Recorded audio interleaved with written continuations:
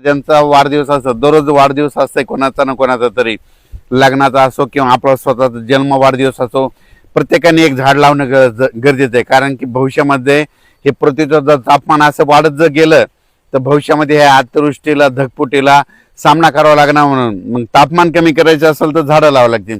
झाडं लावा, पृथ्वीचं तापमान कमी करा. माझं म्हणणं आहे प्रत्येक जणांनी आपण आपल्या लहान मुलाचा वाढदिवस असो किंवा वयोवृद्धाचा असो किंवा लग्नाचा वाढदिवस असो, आपण काय करायला पाहिजे, एक झाड लावायला पाहिजे. कमीत कमी काय करायचं, एखाद्या कोणाचं आपल्यावर जागा जरी नसली तर कुठं माळ रानावर जाऊन तरी लावणे साहजिक आहे. आणि झाडं लावताना आपण स्वतःचं जर शेत असेल तर काय करा, एखादं कडीपत्त्याचं लावा, एखादं शेवग्याचं लावा, एखादं संत्रीचं लावा, चिकूचं लावा, जांबाचे लावा, जांभळीचे लावा, नारळाचं लावा. म्हणजे भविष्यामध्ये काय होईल त्याच्यापासून काहीतरी आउटपुट भेटेल आपल्याला.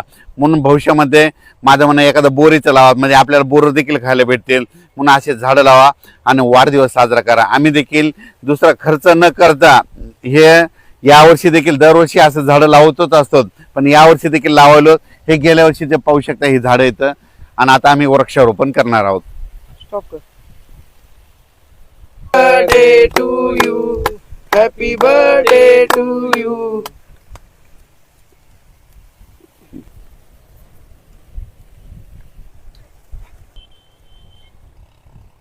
आपलं जर घरामध्ये व्यक्ती जितके येतात तितकं माझं म्हणणं, आपल्याकडे शेत असेल तर घरात समजा 7-8 व्यक्ती असल्या तर कमीत कमी 8 झाडं लावा. कमीत कमी लिंबुनीचं तर लावा.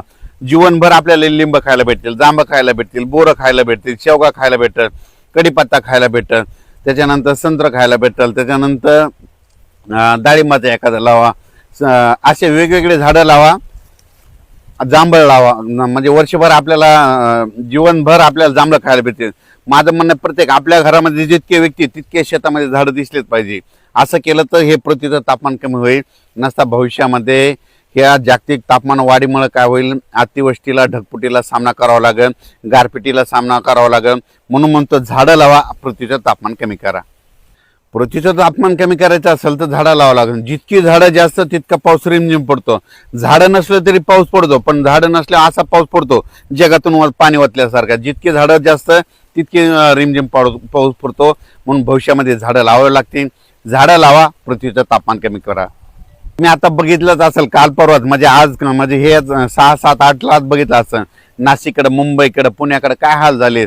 म्हणजे हे काय कारण आहे, हे जागतिक तापमान वाढीमुळे. भविष्यामध्ये हे तापमान वाढलं, भविष्यात अतिवृष्टीला सामना करावाच लागेल. म्हणून म्हणतो वाढदिवसाला लावा, लग्न समारंभामध्ये लावा, म्हणजे कधी पण एक तरी झाड लावा. आणि आपल्या जर शेती नसेल तर कुठंतरी डोंगरावर जात असताना तिथं जाऊन ब्यात जाऊन टाकून तिथं तरी झाड लावा. धन्यवाद.